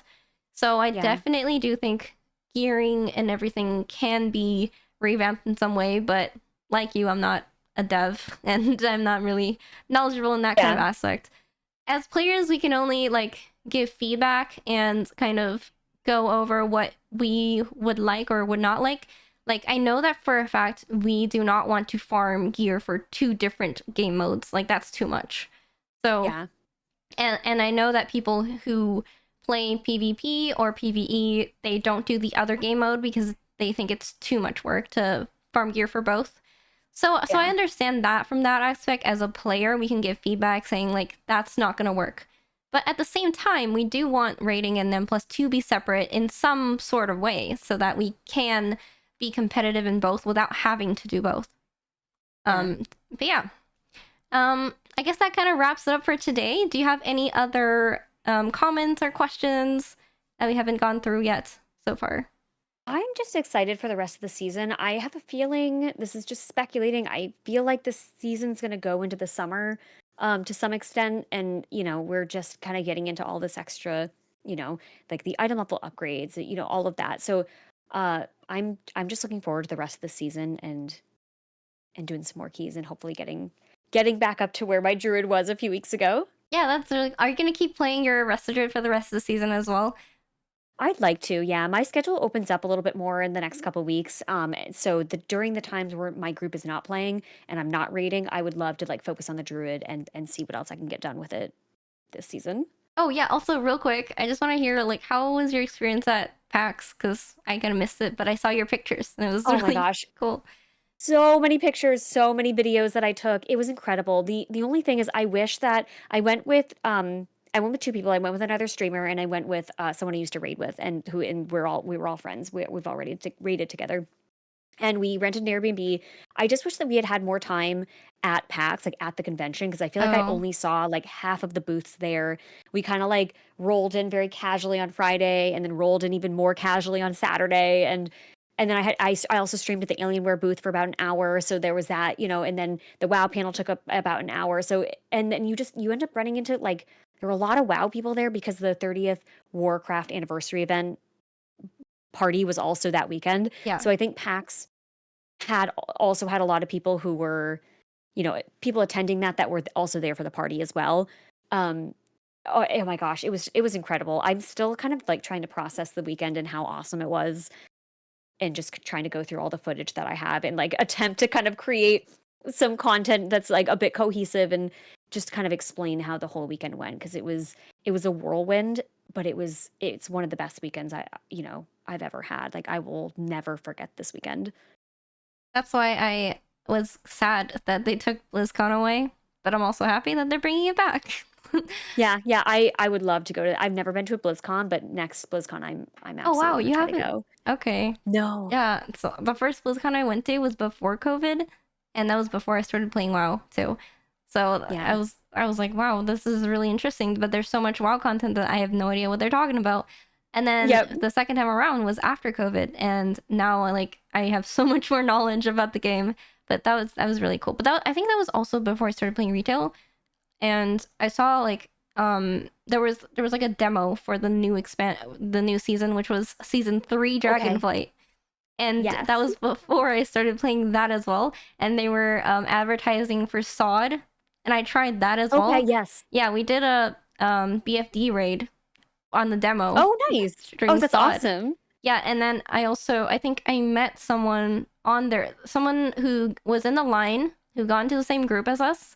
They would just like put 8 people into a group and just have you figure it out, like who's healing, who's DPSing, who's tanking. It doesn't matter. Yeah. Yeah. But yes, one of the people in the group were like, "Oh, I went to your GDKPs because I used to host GDKPs in Classic," and I was like, "Oh wow, this is really cool. I'm meeting people that I play with online, and I just feel like I missed out on a lot of those kind of experiences, and I wasn't playing WoW before, like when they had BlizzCons every year.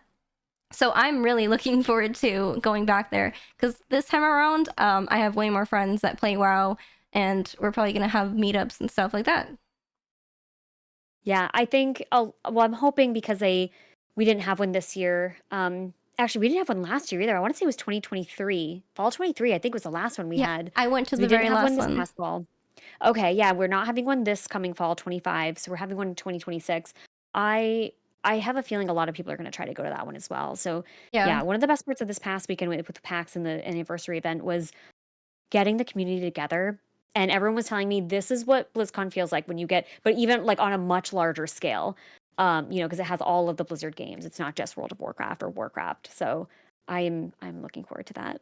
Yeah, it's gonna be really cool. And then depending on the timing of it, like they might even introduce like the new expansion because at the time they were Oh introducing yeah, the War Within and then the Midnight, and last time they were, the trilogy. yeah, it was really hype at that BlizzCon, and they had a Yeah. ton of stuff. Like they had I think it was Hearthstone BG duos also coming out.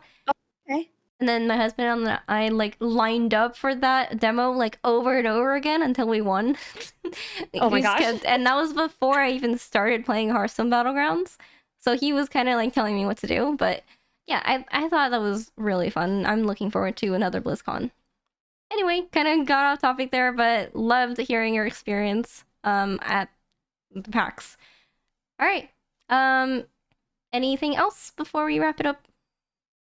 I just want to say thank you for having me. I always love talking about World of Warcraft in general, but also like Mythic Plus. I love talking to other healers too. So thank you so much for having me. Oh yeah, I've always wanted to talk to you because just like the couple minutes that I can hang out on your stream, like you seem like very interesting and all the stories you tell are so interesting. I don't know how you make it sound so interesting, Oh my gosh. but like I wish I could watch streams more, but like as someone who plays so much and like streams myself, it's really hard for me to like watch other streamers, but you made me want to stay on your stream for Oh, so long. I oh, stayed like good. much longer than like I was supposed to. But Oh, thank you so much for being on the podcast. And we still have a lot to talk about in the future, so I might have you back in a future episode. Who knows? thank Um you. anyway, where can we find you on your social media platforms? You can find me on Twitch. It's twitch.tv/Layria. You can find me on Twitter. It's a little bit different. It's Layria ITS and then my name. And then I recently made an Instagram and a TikTok a couple Ooh, months, 2 months ago, I think, because I realized I was like, I'm only on YouTube. I'm on Twitch. I'm on, but I figured I could be on all the platforms. So I've been posting. My goal has been to post every day on TikTok and Instagram. The content over there is a bit different than stream and YouTube. YouTube is more educational, like these are raid guides. This is how you do a fight as resto druid or holy priest or whatever. And then Twitch is, I mean, as you see, it's high mythic plus. But Instagram and TikTok are interesting because I try to post content that's a little bit more IRL or a little bit more like into my life a little bit more. So like PAX is on there, and or just like the little parts that you don't are not always able to see in a YouTube video or on Twitch, like a little bit more just a different kind of angle. So if you're interested in that kind of stuff, you can find me over there as well. that sounds very interesting. I am too lazy to have a TikTok myself. It just seems like so much work. But I applaud you for being on like as many platforms as possible. I think it's pretty important as a creator. I could have you back here in like a future episode about like being a creator in WoW as well. But yeah. Anyway, thank you so much for coming onto the podcast. I'm looking forward to the rest of the season. And wishing you good luck on Oracle Dispriest and trying to play your Resto Druid and getting the Gallywix kill. And yeah, we'll see you guys in the next episode. Bye. Thank you.